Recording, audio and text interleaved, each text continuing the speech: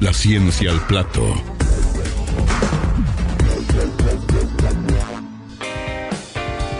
Luis Alberto Panisolo, Pani ya para todos nosotros. Bienvenido a un nuevo sábado. Buenas tardes. Buenas tardes, Laura. Aquí con otros platos más. Y este plato sí que viene bien polenta. Oh, y lindo para esta época, ¿no? Claro, o sea, es apropiado para esta época. Si bien se adapta a todo, es cierto, porque depende cómo uno lo prepare, pero para el invierno uno lo asocia. Es verdad, sí, eso es verdad. ¿Y Leonardo? A ver, Leonardo. Y era Leonardo da Vinci, ¿no? Sí. Pero para los íntimos, Leonardo, ver si pudo haber entre los, como se le atribuye que era un buen cocinero, haber preparado una polenta yala, o sea, una polenta a partir de harina de maíz. Y entonces, no lo podría haber hecho. Por lo siguiente, el maíz es originario de América. Pero Leonardo falleció después del descubrimiento de América. O sea, que pudo haber un periodo en el que el maíz hubiera llegado a Europa. Pero el maíz no llegó tan rápidamente a Europa, ni se difundió tan rápidamente como para que Leonardo lo hubiera conocido. Así que es bastante improbable que lo hubiera preparado. Así que no. En ese caso en no. una película poner a Leonardo da Vinci preparando una polenta yala hubiera sido un error. Y además si le ponía salsa de tomate, peor. Doble anacronismo. Sí, no hagan nunca eso. Ahí está. Entonces, bien. Pero sí, es cierto, porque además Leonardo da Vinci desarrolló buena parte de su actividad, ¿no? Las múltiples actividades que tuvo en el norte de Italia. Pero con el tiempo, sí, después la polenta pasó a ser un alimento muy importante en Italia y sobre todo en el norte de Italia. Y la razón es que los campesinos del norte de Italia lo cultivaban porque tenían un gran rendimiento agronómico.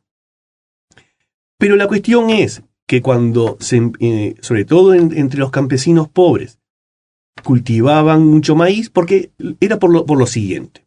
Le tenían que dar la mayor parte de su producción para pagar la renta a el señor de las tierras. Y entonces sobre todo lo pagaban con otros vegetales, o sea, o con harina de maíz o con otros productos. Y ellos calculaban la superficie de tierra que le quedaba, que ya habían podido pagar toda la renta al señor, la destinaban a la producción que les rindiera más en cantidad. Y el rendimiento agronómico del maíz es superior a cualquiera de los otros cereales. Entonces les resultaba muy tentador cultivar el maíz. Y entonces su dieta se basaba en el consumo de maíz. Y entonces empezó a desarrollarse, concomitante con eso, una enfermedad que por los síntomas que tenía, sobre todo es que la piel se vuelve muy áspera. Si algunos oyentes pues quieren buscar, van a ver que las imágenes que hay aterran, porque realmente después, o sea, lo que deberían sufrir esas personas era muchísimo. Y no solamente era el daño que le provocaba en la piel la enfermedad, sino era también, tenían diarrea, le provocaba demencia y a los 5 años fallecía. Bien. Y después lo que se constató, que esa enfermedad, al principio pensaban que era una infección, pero no, era la falta de una vitamina, que es la vitamina B3, que esa actividad vitamina 3 la tiene una sustancia que se conoce como niacina. Ahora, lo curioso es que se constató que la cantidad de niacina que hay en el maíz es superior a la que hay en otros cereales y en otros alimentos. Pero el asunto es que no quiere decir que esté disponible para ser absorbida, para que entre a nuestro organismo. Claro. Y ese es un concepto muy importante, sí, que es el de biodisponibilidad. O sea, que algo esté en el alimento, pero si después no ingresa a nuestro organismo, no. Porque además a veces nosotros pensamos que la luz del estómago o la luz del intestino Lo tomamos como que es parte de nuestro organismo. Pero en realidad eso sigue siendo medio externo. Nos tendríamos que ver como un tubo. Sí. Tenemos dos superficies con el exterior. La exterior del tubo y un tubo hueco, o sea, esa parte también es externa.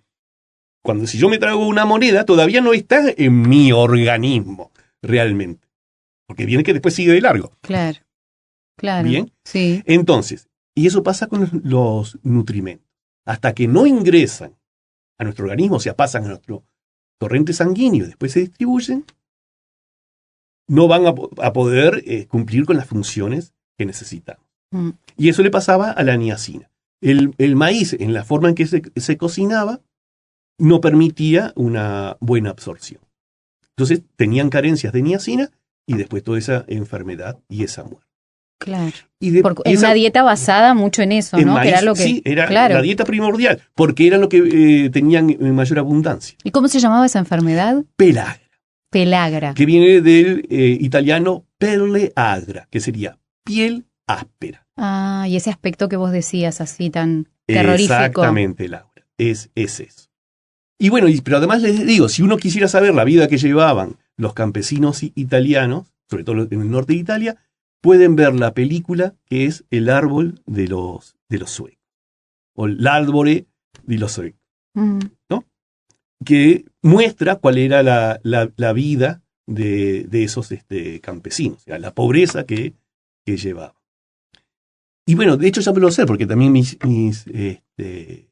antecesores vienen del norte de Italia, no justo de Lombardía, que es donde ocurría el árbol de los suecos, pero sí del Piamonte, que está a un costado, y del Véneto, que está al otro costado. Y yo sé que mi abuelo, porque no lo conocí, antes de venir trabajaba en la construcción de las vías del tranvía en la ciudad de Padova, y el almuerzo de todos sus días era un trozo frío de polenta. Pero luego se vino por aquí. Creo que eso lo salvó de que terminara también padeciendo la pelagra. Y esto, vos decías de la manera de procesarlo también, de la manera de cómo lo cocinaban el maíz. ¿Cuáles eran las maneras de preparación? La manera de preparar es como hacemos la polenta actualmente. O sea, a la harina someterla a una cocción en agua, se va hidratando, o sea, los granos se hinchan, eso lo hace, le disminuye la textura, es más apetecible y lo consumía. El almidón le iba a dar mucha energía. Pero la niacina, con ese procedimiento, no se libera. Ahora, el maíz también formó parte de la dieta de los mesoamericanos. Pero ellos nunca no tenían problemas de pelagra. Entonces, decir, ¿por qué? La diferencia está en cómo procesaban ellos al maíz. Y entonces ese proceso se conoce como nixtamalización.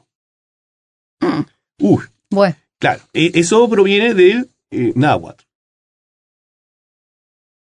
que es nextli, que son cenizas de cal, sí. Y tamali, que es maíz cocido, o sea, maíz cocido en cenizas de cal.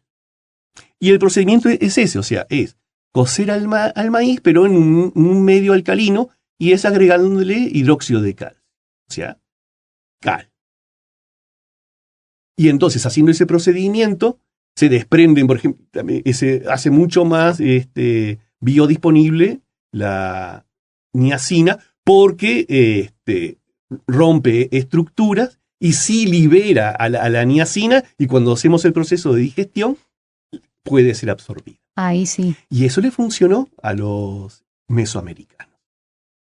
Y entonces, la pregunta es, ¿por qué hicieron eso? O sea, obviamente que los mesoamericanos sabrían que existía la niacina.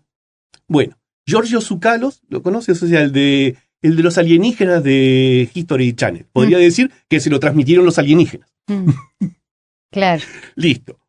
Sí, se maneja igual esa teoría, ¿no? Ser, ¿Por qué tanto conocimiento y tan... Esa sería una hipótesis. ¿no? Como las papas en las Andes. Y la otra decía, ¿cómo podrían llegar a ese conocimiento? Y lo interesante es que se ha encontrado que podrían haber hecho lo siguiente, que al cocer el maíz, y se ha encontrado cerámicas, no es que calentaran el recipiente de cerámica con agua adentro de esa manera, porque no encontraron después en que tuviera señales de estar quemada esa cerámica. Entonces, ¿cómo calentaban el agua? Agregándole piedras calientes. Ah, claro. Y en muchas regiones de México, sobre todo en la región de los mayas, hay mucha piedra caliza. Eso es la explicación de por qué se forman los famosos cenotes y demás. Claro. ¿No? Esas cavernas, esos huecos, Sí. ¿no? Y hay muchísima piedra caliza. Entonces, al poner la piedra caliza, que es carbonato de calcio, y al calentarla se transforma en óxido de calcio, y al poner el óxido de calcio en contacto con el agua, se forma el hidróxido de calcio.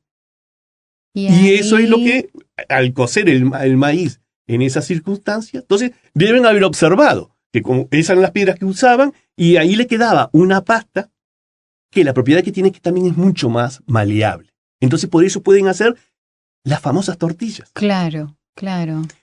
Y entonces, hacer esas tortillas es mucho más práctico y le da mucha más versatilidad a la cocina que simplemente estar comiendo algo parecido a una polenta. Es mucho más apetecible comer esas tortillas. O hay también muchos otros platos, o sea, hacer los tamales, que pueden ser esa masa de maíz rellena, o el atole, que es como una sopa a base de maíz.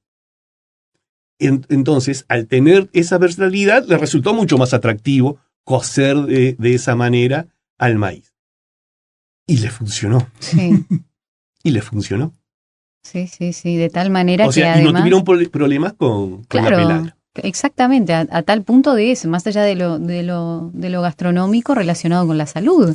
Sí, sí, funcionó. Porque si no, evidentemente no podrían haber tenido el desarrollo de esas civilizaciones. También lo interesante es lo siguiente, que al descubrir que podrían hacer a partir de la piedra caliza la cal, eso también les sirvió del punto de vista arquitectónico, Claro. para hacer la mampostería y todo el estuco y después todos esos murales que se pueden observar en las zonas arqueológicas de México. Entonces tuvo un doble uso. Sí. ¿Con cuál empezó? Uy, quién sabe. No sé, le preguntamos a los alienígenas. O los Impresionante. arqueólogos. También podemos preguntar a los arqueólogos que nos pueden dar alguna opinión. Tal cual, porque realmente la acumulación de conocimiento de esta gente es brutal, ¿no? Sí, sí, Uno tenían conocimientos técnicos. O sea, los humanos siempre tuvieron conocimientos técnicos. Sí. Y lo podían practicar sin tener que saber por qué funcionaba. No tenía por qué saber la estructura del hidróxido de calcio. Exacto. La calcita. Era la practicidad y lo que había sido observaba. Transmitido también de uno a otro. Los humanos empezaron con la metalúrgica sin tener idea de cómo era la estructura de esos metales. Claro. Y así hacían piezas de metal. O sea, tenían técnica, no tenían conocimiento científico. Pero el científico lo que permite es luego mejorar esas técnicas y poder controlarlas. Impresionante. Así que pasamos, mira vos, les pasaron el trapito a Italia, le pasó el trapito a México, diríamos, más o menos, sí, en otras épocas. Yo no afirmaría porque tengo todo mi cuore con la Italia, entonces... No, lo dejamos ahí, pero muy, muy interesante como siempre, y la verdad me gustaría dejar pendiente un capítulo para Leonardo da Vinci en particular, con respecto a toda su historia, a también... charlar, sí. Y también, charlar sobre si Leonardo realmente fue un gran cocinero o no. Claro, me parece muy interesante. Ahí es interesantísimo ver todo eso. A ver si Leonardo y todo eso que se piensa que hacía muchos aparatos para la cocina y demás. Sí. Pero le podríamos dedicar muchos capítulos a Leonardo. Sería bien invertido. ¿Para quién va esta columna?